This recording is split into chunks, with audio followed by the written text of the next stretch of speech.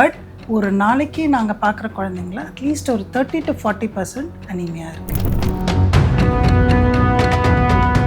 இவ்வளோ குழந்தைங்க அனீமியானால பாதிக்கப்படுறதுக்கு main reason as a டாக்டராக என்னவா இருக்கும்னு நீங்கள் சொல்லுங்கள்.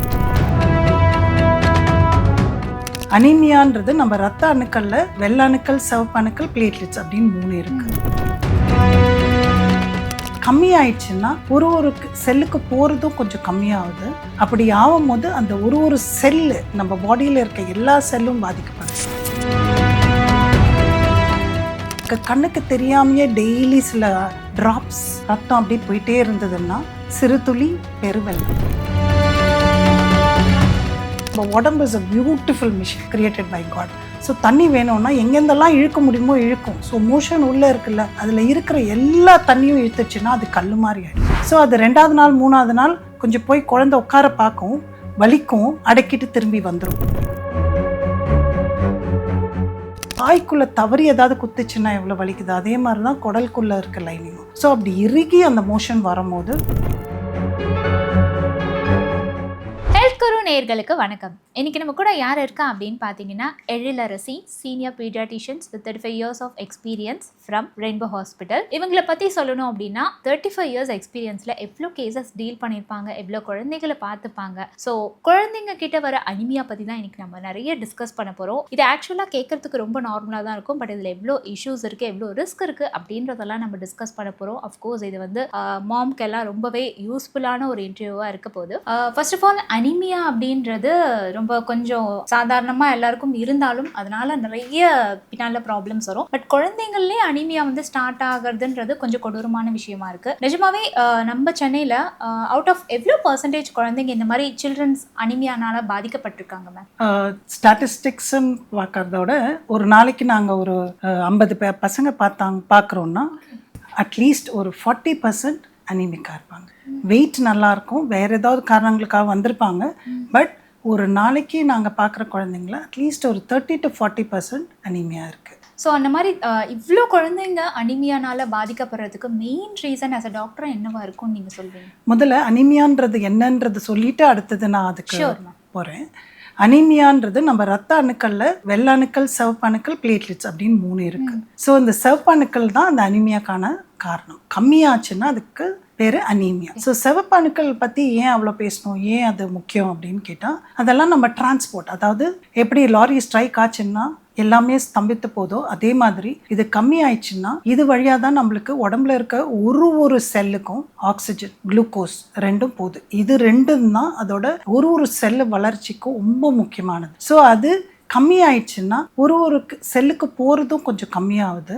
அப்படி ஆகும்போது அந்த ஒரு செல்லு நம்ம பாடியில் இருக்க எல்லா செல்லும் பாதிக்கப்படுது. மூளையிலேருந்து கால் வரையும் எல்லாம் பாதிக்கப்படலாம். இது காரணம் என்னன்னு கேட்டிங்க இல்லையா? ஸோ இது ஹீமோகுளோபின் உற்பத்தி ஆகிறதுக்கு உடம்புல முக்கியமான பொருள் அயன் கண்டென்ட். ஸோ நம்ம சாப்பிட்ற உணவில் அப்ராப்ரியேட்டாக அயன் கண்டென்ட் இருக்கணும். அதாவது நம்ம ஒரு நாளைக்கு எவ்வளோ தேவையோ அது இருந்தும் உள்ளே சேரணும். உடம்புக்குள்ளே நம்ம சாப்பிட்றது உடம்போட சேரணும். அது சேர்ந்து அப்புறம் அது உற்பத்தி ஆகணும். ஒன்று. இன்னொன்று, நம்ம ரத்தம் போயிட்டே இருந்ததுன்னு வச்சுக்கோங்க, அதாவது பெருசாக ப்ளீட் ஆனால் நமக்கு கண்ணு தெரியும். நமக்கு கண்ணுக்கு தெரியாமையே டெய்லி சில டிராப்ஸ் ரத்தம் அப்படி போயிட்டே இருந்ததுன்னா சிறுதுளி பெருவெள்ளம். அதே மாதிரி டெய்லி அப்படி போகும்போது அதுக்கேற்ற மாதிரி நம்ம அதுக்கு ஆகாரத்தில் இன்க்ரீஸ் பண்ணாமல், அதாவது ஜாஸ்தியாக்காமல் விட்டோம்னா கூட நம்மளுக்கு அனிமியா வரும். ஓகே, இப்போ நீங்கள் சொல்லிங்க இல்லையா, நமக்கே தெரியாமல் சில ட்ராப்லெட்ஸ், அது என்ன மாதிரி விஷயங்களில் பேரண்ட்ஸ் வந்து கேர்லெஸ்ஸாக இருக்காங்க மேம்? கேர்லெஸ்ன்னு சொல்ல மாட்டேன், அவங்களுக்கு அது தோண மாட்டேன்னு தான் சொல்லுவேன் நான். ஏன்னா உங்களுக்கு அடிப்பட்டு ரத்தம் வந்ததுன்னா உடனே நம்ம ரியாக்ட் பண்ணுவோம். மூக்குலேருந்து ரத்தம் வந்ததுன்னா அடிச்சு பிடிச்சி ஓடுவோம் ஹாஸ்பிட்டலுக்கு. ஏன்னா சினிமாலெல்லாம் சொல்லியிருக்காங்க மூக்குலேருந்து ரத்தம் வந்ததுன்னா பெரிய நோய் அப்படின்னு. அதே மாதிரி வாயிலேருந்து ரத்தம் வந்தாலும் நம்ம ஓடுவோம், ஏன்னா அது நம்மளுக்கெல்லாம் கண்ணில் தெரியறது. குழந்தைங்களுக்கு நாங்கள் இதுவரையும் பார்த்ததில் ரொம்ப முக்கியமான காரணம் இந்த லாஸ், அதாவது வெளியில் நம்மளுக்கு கண்ணுக்கு தெரியாமல் போகிற ரத்த கசிவுன்றது மோஷனில் வர்றது. ஓகே, மோஷன் இப்போ ஃப்ளஷ் இப்போல்லாம் பசங்களே உள்ளே போகிறாங்க, அம்மாங்களே உள்ளே விடக்கூட மாட்டேன்றாங்க, ஃப்ளஷ் பண்ணிட்டு வருது. ஸோ பார்க்காமையே போயிருக்கலாம். அண்ட் இன்னொன்று வந்து மோஷன் இறுகி, அதாவது இப்போல்லாம் நிறைய பசங்க வந்துட்டு வயிற்று வலின்னு போயிட்டு நைட்டெல்லாம் ஹாஸ்பிட்டலில் அலையிறாங்க, ஸ்கேன் நிறைய எடுத்துகிட்டு வராங்க. ஸோ ரொம்ப மாதமாக வயிற்று வலின்றாங்க, ஆனால் அடுத்த நாள் ஸ்கூலுக்கு போகிறாங்க வயிற்று வலின்றாங்க, அப்படி ஏதோ ஒன்று ஏதோ அப்போதைக்கு மருந்து கொடுத்து போயிட்டே இருக்காங்க. இவங்களெல்லாம் உட்காந்து என்ன பிரச்சனைன்னு நம்ம இவால்வேட் பண்ணும்போது வயிற்று வலிக்கு 1008 காரணங்கள் இருக்கலாம். பட் முக்காவாசி பேர் இப்போ நாங்கள் பார்க்குறது என்னென்னா மலம் கழிக்கிறது இல்லை டெய்லி, அதாவது டெய்லி மோஷன் போகிறது இல்லை. அம்மாங்களை கேட்டால் டாக்டர் போகிறான் மேடம், டாக்டர் 5 நாளைக்கு ஒரு வாட்டி போகிறான் அப்படின்னு. எப்பயிலேருந்து 5 நாளைக்கு ஒரு வாட்டி போனது நார்மல் ஆச்சுன்னு எனக்கு புரியல. அந்த காலத்துக்கெல்லாம் உங்களுக்கு ஞாபகம் இருந்ததுன்னா பாட்டிங்க பாப்பாங்களை காலம்பரை ஏஞ்சி போய் காலில் உட்கார வச்சு, காலம்பரை ஏஞ்சோடனே கொண்டு போய் கொல்லைப்புறத்தில் உட்கார வச்சு 2 காலில் உட்கார வச்சு மோஷன் போக பார்த்தோம். அதுதான் what we says toilet training. That is the medical term that we use. Toilet training பண்ணணும். அதாவது ஒரு 6 மாதம் 7 மாதத்துலேயே காலம்பரை ஏஞ்சோன்னு வெளியில் போய் வயிறை க்ளீன் பண்ணும், உடம்பை க்ளீன் பண்ணும். எப்படி நம்ம வந்து குப்பைத்தட்டியை வீட்டுக்குள்ளேயே ஒரு கிச்சன் வேஸ்ட் அப்படியே வச்சுருக்கீங்கன்னு வச்சுக்கோங்க, ஒரு 2 நாள் வச்சுருக்கீங்க, என்ன ஆகும்? பாக்டீரியாஸ், பூச்சி இதெல்லாம் வரும். அதே தான், சரிங்களா? அது மட்டும் இல்லாமல் நம்ம இப்போ இருக்கிறதே இப்போ வந்து நம்ம வெதர் பார்த்திங்கன்னா ரொம்ப ஹாட்டாக இருக்குது. ஸோ நம்மளுக்கு தண்ணியும் நிறைய தேவைப்படுது. நம்ம வந்து தண்ணி குடிக்கிறதுக்கே ரிமைண்டர் வாட்சில் வைக்கிற காலம். பசங்க என்ன பண்ணுவாங்க, குடிக்க மாட்டாங்க. ஸோ என்ன ஆகும், நம்ம உடம்பு is a beautiful machine created by God. So தண்ணி வேணும்னா எங்கெந்தெல்லாம் இழுக்க முடியுமோ இழுக்கும். ஸோ மோஷன் உள்ளே இருக்குல்ல, அதில் இருக்கிற எல்லா தண்ணியும் இழுத்துச்சுன்னா அது கல் மாதிரி ஆகிடும். ஸோ அது வெளியில் வர்றதும் கஷ்டமாயிடும். ஸோ அது 2வது நாள் 3வது நாள் கொஞ்சம் போய் குழந்தை உட்கார பார்க்கும், வலிக்கும், அடக்கிட்டு திரும்பி வந்துடும். நிறைய பசங்க பார்த்தீங்கன்னா மேடம் உட்காந்துட்டே போக மாட்டேன்றான், காலை குறுக்கிட்டு நிற்கிறான், பெஞ்சுக்கு பின்னாடி போய் ஒளிஞ்சு காலை குறுக்கிக்கிறான். அதெல்லாம் பாப்பாவோட நேச்சுரல், அதாவது இந்த வலி வரப்போகுதுன்னு தெரியும், வராமல் இருக்கிறதுக்கு அடக்கிறது. ஸோ இப்படி ஒரு நாளும் சேர்ந்து போகும்போது அது இன்னும் இறுகி போய் அது வெளியில் வரும்போது நம்ம உடம்புக்குள்ளே எல்லா மியூக்கோசல் லைனிங் சொல்லுவோம், அதெல்லாம் ரொம்ப சாஃப்ட். நீங்கள் கண்ணில் வெள்ளையில் கை வச்சா எப்படி வலிக்குது, வாய்க்குள்ளே தவறி ஏதாவது குத்துச்சுன்னா எவ்வளோ வலிக்குது, அதே மாதிரி தான் குடலுக்குள்ளே இருக்க லைனிங்கும். ஸோ அப்படி இறுகி அந்த மோஷன் வரும்போது அதுலேருந்து கொஞ்சம் கொஞ்சமாக பிளட்டும் போயிட்டுருக்கும். அது உங்கள் கண்ணில் மிஸ் ஆகிருக்கும், முதல்ல கொஞ்சம் போயிருக்கும், அதுக்குள்ளே ஃப்ளஷ் பண்ணியிருப்பாங்க, இல்லை அந்த மோஷன் இருக்கிறதுனால அதுக்குள்ளே இருக்கலாம். ஸோ அதை டெஸ்ட் பண்ணி மைக்ரோஸ்கோப்பில் பார்த்தா தான் நம்ம தெரியும். சரி, டெய்லி ஒரு 20 சொட்டு போனாலும் அதை டெய்லியே எடுத்துக்கோங்க. ஒரு வாட்டி இப்படி போகும்போது ஒரு 2 மாதம் 3 மாதத்தில் இன்னும் ஜாஸ்தியாக குறைய ஆரம்பிக்கும் நம்ம ரத்தம். அதே தான் இப்போல்லாம் ஃபிஷர்லாம் நிறைய குழந்தைங்களுக்கே ஃபிஷர்ஸ். ஸோ இதெல்லாம் பெரியவங்களுக்கு தான் நீங்கள்லாம் கேள்விப்பட்டிருப்பீங்க. ஃபிஷர்ஸ் குழந்தைங்களே பார்க்குறோம். ஏன்னா அது இறுகி போகிறதுனால அந்த இடம்லாம் ஹார்டாக கல் மாதிரி வரும்போது அந்த சாஃப்டாக இருக்க மியூக்கோஸால் அந்த விரிவு ஏற்படுது. அது பேர் தான் ஃபிஷர்ஸ். ஸோ லாஸ் இது. இன்னொன்று வந்து நம்ம சாப்பிட்ற ஐட்டம்ஸில் அயன் நிறைய சாப்பிட்றோமான்றது தான் பார்க்கணும். அதுவும் இந்த காலத்தில் நம்ம சாப்பிட்ற சாப்பாடு, பசங்க சின்ன குழந்தைங்களுக்கு கொடுக்குற சாப்பாட்டில், ஏன்னா வெஜிடேரியன் சோர்சஸ், ஏன்னா 9 மாதம் வரையும் நீங்கள் பார்த்தீங்கன்னா வெறும் வெஜிடேரியன் தான் கொடுக்க முடியும், மாமிசம்லாம் அப்போ கொடுக்க முடியாது. ஏன்னா அது செமிக்கிற தன்மை அதுக்கப்புறம் தான் வரும். ஸோ இந்த வெஜிடேரியன் சோர்சஸ்லாம் பார்த்தீங்கன்னா ராகி, அந்த காலத்துலலாம் ராகியில் தான் ஃபஸ்ட்டு ஆரம்பிப்பாங்க. இப்போ இருக்க மதர்ஸ்லாம் எனக்கு கேட்கும்போது மேடம் மக்கானா கொடுத்தேன், இது கொடுத்தேன் தான், ராகின்ற பேரே லாஸ்ட்டாக தான் வருது. ஸோ ராகியில் வந்து நிறைய ப்ரோட்டீன்ஸும் இருக்குது, அயன் சத்தும் இருக்குது. ஸோ ராகி, வெல்லம் இது ரெண்டும் மிக்ஸ் பண்ணணும். இதுல எல்லாம் நிறைய அயன் இருக்குது. நீங்கள் எப்படி வேணாலும் மிக்ஸ் பண்ணிக்கலாம், க்ரியேட்டிவாக நீங்கள் என்ன வேணாலும் பண்ணலாம். ராகி, அயன், கீரை, டேட்ஸ், இது 4லையும் வெஜிடேரியன் சோர்சஸ் அயன். ஏதாவது ஒன்று டெய்லி. ஸோ ராகி கூழில் வெல்லத்தை போடலாம், டேட்ஸ் போடலாம். கீரை ஐநோ ரொம்ப இன்ட்ரெஸ்டிங் ஃபுட் கிடையாது, பட் அதையே வந்து கீரை வடையா நம்ம அந்த மாதிரி ஏதாவது ஒரு க்ரியேட்டிவாக வீக்கெண்ட் குழந்தைங்களுக்கு பிடிக்கிற மாதிரி அந்த மாதிரி பண்ணி போடலாம். இதெல்லாம் வெஜிடேரியன் சோர்ஸ். நான்வெஜ்ஜில் நிறைய அயன் இருக்க கண்டென்ட்னு பார்த்தீங்கன்னா ஈரல், போன்ஸும், இது 2த்துலையுமே நிறைய அயன். அது 9 மாதத்துக்கு மேலே, அது டெய்லி கொடுக்க முடியாது, அட்லீஸ்ட் வாரத்துக்கு ஒரு நாள். அதாவது நான் வெஜிடேரியனாக இல்லாட்டி இந்த நான் சொன்ன இந்த வெஜிடேரியன் சோர்சஸ்லேயே டெய்லி ஏதாவது ஒன்று, ஒரு 4 பேரிச்சம்பழம் ஈவினிங் ஸ்நாக்ஸ் கொடுக்கலாம் இல்லையா, அது சாப்பிட வைக்கலாம். அது ஸ்வீட்டாக தான் இருக்கும், முக்கால்வாசி குழந்தைங்க சாப்பிட்ருவாங்க, அது ஒன்றும் பிரச்சனையாக இருக்காது.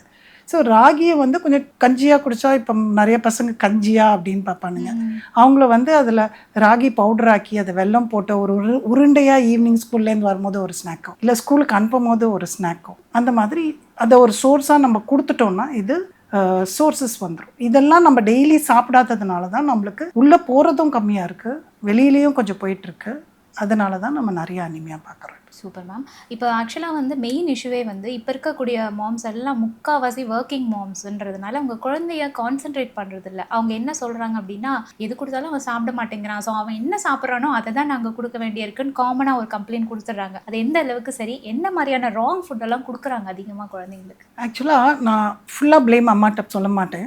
Even working, I am a working mother my self. So நிறைய மதர்ஸ் ஆர் ட்ரைங் டு ஏதாவது ஒன்று பண்ணலான்னு தான் நிறைய பேர் ட்ரை பண்ணுறாங்க. But work life balance is very difficult. So quick foods like sometimes இல்லை, நம்ம லேட்டாக ஆஃபீஸ்லேருந்து வீட்டுக்கு போகிறோம், நம்மளுக்கே ஒரு குற்ற உணர்வு, ஐயோ பாப்பா நேரம் விட்டுட்டு வந்துட்டுமே. எனக்கு வந்து நிறைய டெலிவரி ஆகி வேலைக்கு போகிற மதர்ஸ் தி ஃபீல் ஐயோ விட்டுட்டு போகிறோமேன்ற ஒரு கில்ட்டும் இருக்குது. நாட் தட் அவங்க பண்ணாமல் பண்ண மாட்டேன்னு சொல்லலை, பட் படிச்சுட்டு வீட்லேயே உட்காரவும் முடியாது. ஸோ இப்போ இருக்கக்கூடிய மதர் வந்து 99% எல்லாரும் ஒர்க்கிங் உமனாக இருக்காங்க. ஸோ அது அவங்க தப்பும் கிடையாது. அவங்க வந்து குழந்தைகிட்ட பெருசாக அவங்களோட டைம் ஸ்பெண்ட் பண்ண முடியல. அதனால அவங்க குழந்தை என்ன கேட்குறாங்களோ ஜங்க் ஃபுட்ஸ், அது ஏதோ குழந்தை சாப்பிட்டா போதும், வெறும் வயிற்றோடு இருக்கக்கூடாதுன்னு வாங்கி கொடுத்துட்றாங்க. ஸோ அது எந்த அளவுக்கு சரி மேம்? அந்த மாதிரி அவங்க என்ன மாதிரியான ராங் ஃபுட்ஸ் எல்லாம் அதிகமாக ஃபீட் பண்ணிடுறாங்க? சரின்னு நான் சொல்ல மாட்டேன். பட் உங்கள் பக்கத்தில் இருக்க என் ஃப்ரெண்டு சிப்ஸ் சாப்பிட்றான், இந்த குழந்தைக்கு சாப்பிடாம விட்டாலும் அந்த பாப்பாவுக்கு ஒரு ஏக்கம் வரும் இல்லையா? ஸோ எல்லாமே லைஃப்பில் ஒரு பேலன்ஸ், ஆர் நான் என்ன சொல்கிறேன்னா இன் மாட்ரேஷன். ஸோ அதை கொடுங்க. வாரத்தில் 2 நாள்னு வச்சுக்கோங்க, மீதி நாள் இந்த மாதிரி ஏதாவது ஹெல்த்தி, ஆர் ஒருவேளை சரி பாப்பா இது சொன்னால் இது பண்ணால் நாளைக்கு இது கிடைக்கும் அப்படின்னு சொல்லி வீட்டில் பண்ண பழக்கணும். ஸோ இந்த மாதிரி கேழ்வரகுலாம் நீங்கள் பவுடராக பண்ணி வச்சுக்கிட்டு, I know we very busy, நிறைய ஆர்கானிக் பவுடர்ஸ் ஆர் அவைலபிள். அதை வச்சுட்டு நீங்கள் வந்து ஒரு நெய் போட்டு ஒரு உருண்டை பிடிக்கிறது is going to take you 5 நிமிஷம் ஆகும் தான். ஸோ இதையும் பண்ணுங்க. அது டோட்டலாக இதையே சாப்பிடாதீங்கன்னா 20 வயசு 30 வயசுல 6 பேக்ஸ் வேணும்னு சாப்பிடாம இருக்கணும். 40 வயசுல வியாதி ஆரம்பிக்குதுன்னு கொடுக்க மாட்டீங்க. 60 வயசுல பல்லு இருக்காது, அப்ப எப்பங்க இதெல்லாம் சாப்பிட்றது? ஸோ இதையும் கொடுங்க, பட் இதையே மட்டும் கொடுக்க கூடாது. So it has to be balance or in moderation. சுத்தமா ஜங்கே இல்லைன்னா, நம்ம ஊர்ல ஜங்கே இல்லாம வச்சிங்கன்னா பரவாயில்ல, டிவியை ஓபன் பண்ணா அந்த ஆடு, ஸ்கூலுக்கு போற வழியில அந்த ஆடு. ஸோ ஒரு சைல்டு எங்க விடுறதும் கரெக்ட் கிடையாது, டிப்ரைவ் பண்ற மாதிரி ஆயிடும். ஸோ இது வந்து கொடுங்க. நான் என்ன சொல்லுவேன்னா, வாரத்தில் 5 நாள் இதை சாப்பிட்டீங்கன்னா சாக்லேட்டே சாப்பிடக்கூடாது அப்படின்னு சொல்ல மாட்டேன். டியூஸ்டே அண்ட் ஃப்ரைடே உனக்கு சாக்லேட்ரா, மண்டே வென்ஸ்டே தேர்ஸ்டே நான் சொன்னதை சாப்பிட்டா டியூஸ்டே அண்ட் ஃப்ரைடே உனக்கு சாக்லேட். இப்படி உங்களுக்கு டைம் கிடைக்கும் போது ஏதாவது இந்த மாதிரி பண்ணி பவுடர் பண்ணி வச்சுட்டு, அதை டேட்ஸ் 3 டேட்ஸ் கொடுக்கலாம், இல்லை கட் பண்ணி ஜஸ்ட் ஓப்பன் கொடுக்கலாம். ஸ்நாக்ஸ்க்கு அந்த மாதிரி எனக்கு தெரிஞ்ச நிறைய ஸ்கூல்ஸே வந்து ஸ்நாக்ஸ்க்கு ஜங்க் எடுத்துகிட்டு வரக்கூடாதுன்னு சொன்ன ஸ்கூல்ஸும் இருக்கு. ஐ கிவன் லாட் ஆஃப் நிறைய ஸ்கூல்ஸ்லாம் போய் பேசும்போது சொல்லும் போது, ஈவன் த ஸ்கூல்லே அவங்க மேனேஜ்மெண்ட்டு, டீச்சர்ஸும் சரி, பிரின்சிபல்ஸும் தேவ் ஸ்டார்டட் அந்த இனிஷியேட்டிவ். வீட்டிலேருந்தே இதுதான் வரணும், கட் ஃப்ரூட்ஸ் வரலாம், நட்ஸ் வரலாம், ஜங்க் எடுத்துன்னு வரக்கூடாதுன்னு சொல்கிற ஸ்கூல்ஸும் இருக்குது.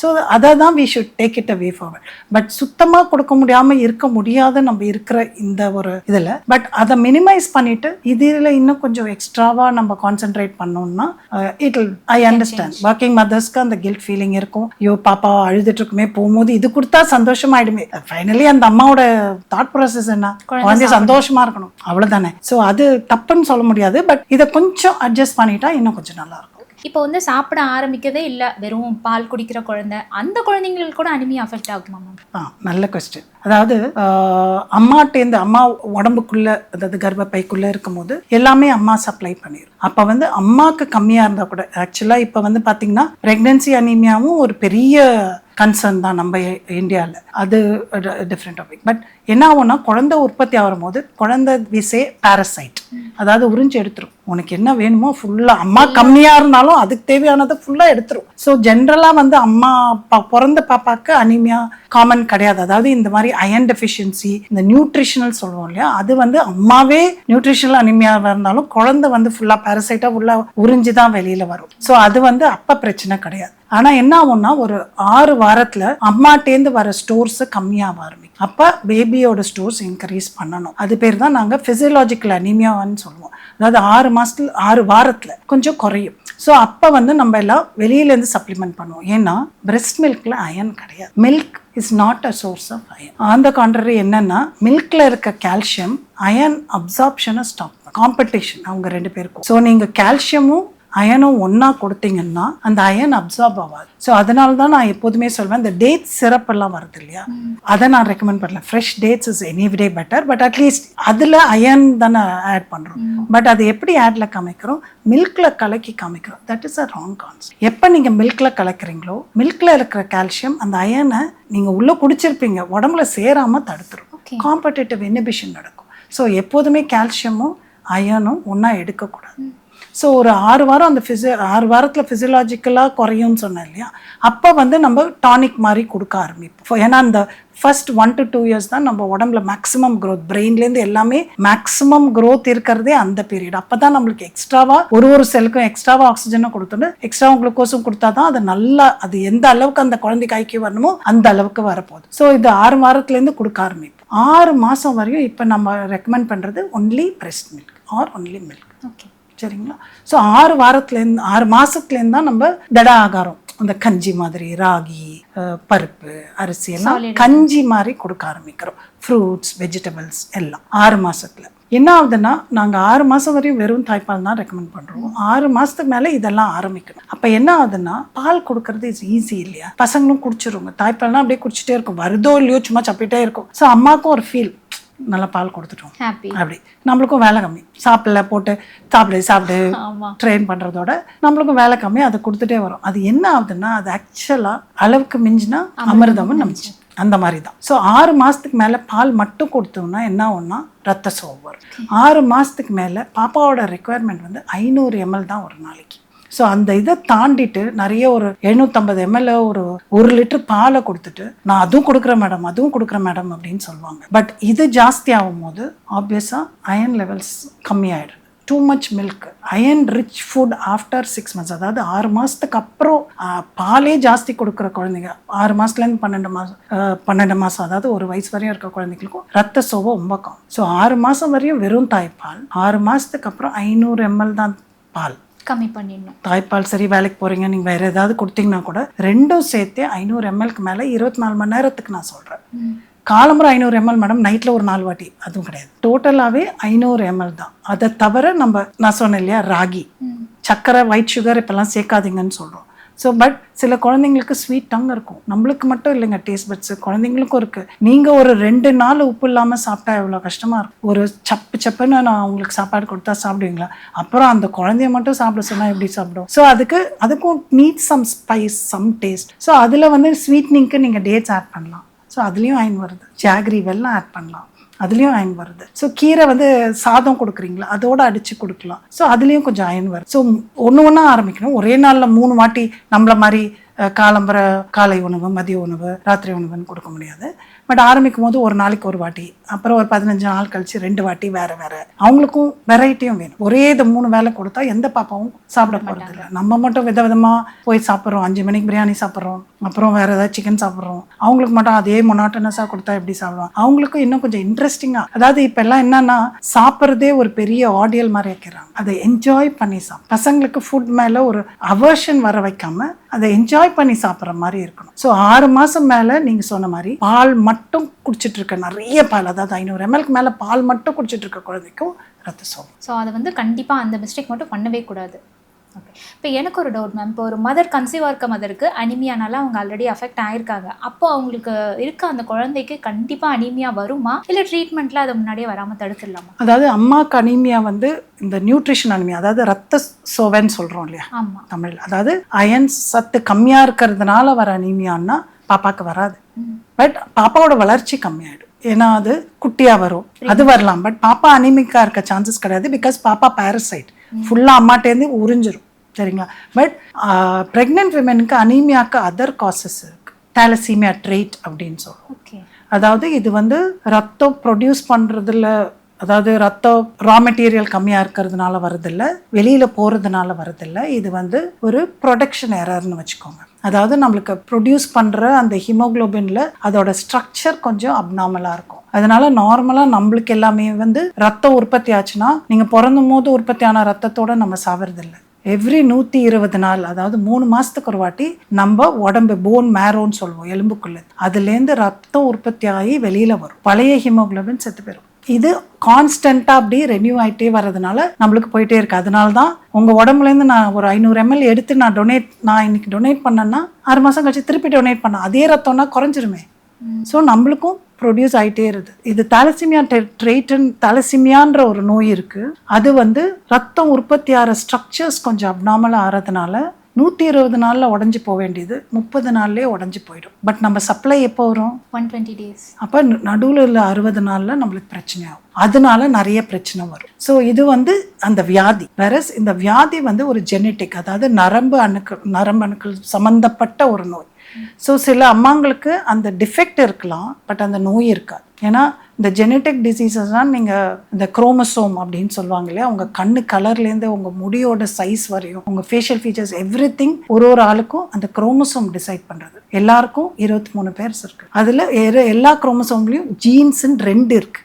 ஸோ எல்லா வியாதியிலேருந்து எல்லா நம்ம ஃபீச்சர்ஸ் எல்லாமே அதுதான் டிசைட் பண்ணுது. ஸோ இந்த தாலசீமியா அந்த ரெட் செல் ப்ரொடக்ஷனுக்கும் 2 ஜீன்ஸ் இருக்குது இல்லையா. ஸோ அந்த 2ம் அப்நார்மலாக இருந்தால் தான் நோய் வரும். ஒன்று அப்நார்மலாக இருந்து ஒன்று நார்மலாக இருந்தால் அந்த நார்மலாக இருக்கிறது காம்பன்சேட் பண்ணிடும். ஸோ அந்த நோய் இருக்காது, பட் அந்த நோய்க்கான தன்மை உங்கள்கிட்ட இருக்குது. ஸோ அந்த அம்மாவுக்கு அந்த மாதிரி ஒரு ட்ரீட் இருந்து அவங்க கன்சீவ் ஆகி குழந்தை பிறகும்போது என்ன ஆகும்னா, அதில் ஒரு ஜீன் அம்மாட்டேருந்து ஒரு ஜீன் போது எல்லா குழந்தை உருவாகும் போது அப்பாட்டேருந்து ஒரு ஜீன்ஸும் ஒரு கேரக்டருக்கும் அம்மாட்டேருந்து ஒரு ஜீன்ஸ். அப்பா 2மே நார்மல், அம்மாவுக்கு மட்டும் ஒரு டிஃபெக்டிவாக இருக்குது அப்படின்னா அம்மாட்டேருந்து டிஃபெக்டிவ் அப்பாட்டேருந்து நார்மல் வந்தால் பாப்பாவும் அந்த தன்மை இருக்கும், நோய் இருக்காது. வேற அப்பாட்டையும் ஒரு டிஃபெக்டிவ் ஜீன் இருந்து 2ம் சேர்ந்துச்சுன்னா நம்மளுக்கு பிரச்சனை வரும். ஸோ இது தாலசீமியா ட்ரெயிட்னால இந்த பிரெக்னென்ட் விமெனுக்கு அனிமியா இருந்ததுன்னா அது வேற, அதில் குழந்தைங்க பாதிக்கப்படலாம். ஆனால் நான் இப்போ பேசினது ஃபுல்லாக அதாவது அயன் டெஃபிஷியன்சி அனிமியா ஆர் ரத்த சோவை அப்படின்னு தமிழில் சொல்லுவாங்க. ஸோ இது அம்மாவுக்கு இருந்தால் பாப்பாவுக்கு வரணும்னு அவசியம் இல்லை. பட் ப்ரெக்னென்சி ஃபுல்லாக அம்மா ரத்த சோவியாவே இருந்தால் அம்மாவோட ரத்தத்தில் கேரிங் கெப்பாசிட்டி கம்மி, ஸோ பாப்பாவுக்கு போகிற அளவும் கம்மி. ஸோ பாப்பா வெளியில் வரும்போது 2.5 கிலோஸ் இருக்காது, இன்னும் கொஞ்சம் கம்மியாக இருக்க சான்சஸ் இருக்குது. பட் அனீமியா வராது, ஏன்னா அது நேச்சர்ஸ் வே, அதாவது சர்வைவல்ன்ற மாதிரி உறிஞ்சி எடுத்து சர்வைவ் ஆகிடும். ஓகே, ஸோ அதெல்லாம் கொஞ்சம் கேர்ஃபுல்லாக முன்னாடியே செக் பண்ணிக்கணும்.